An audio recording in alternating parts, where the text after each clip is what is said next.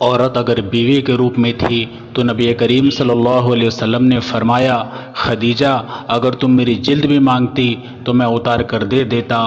جب یہی عورت بیٹے کے روپ میں تھی تو نبی کریم صلی اللہ علیہ وسلم نے نہ صرف کھڑے ہو کر اس کا استقبال کیا بلکہ فرمایا، میری بیٹی فاطمہ میرے جگر کا ٹکڑا ہے۔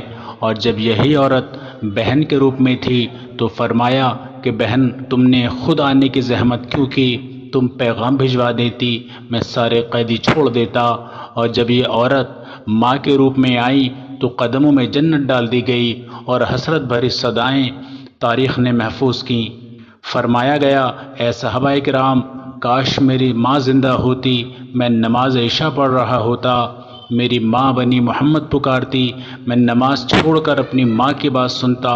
عورت کی تکلیف کا اتنا احساس فرمایا گیا کہ دوران جماعت بچوں کے رونے کی آوازیں سنتے ہی قرات مختصر کر دی۔ اے امت محمدیہ کی بیٹیوں، تم بہت عظمت والی ہو، اللہ پاک ان شہزادیوں کو بہت زیادہ عزت عطا فرمائے، آمین۔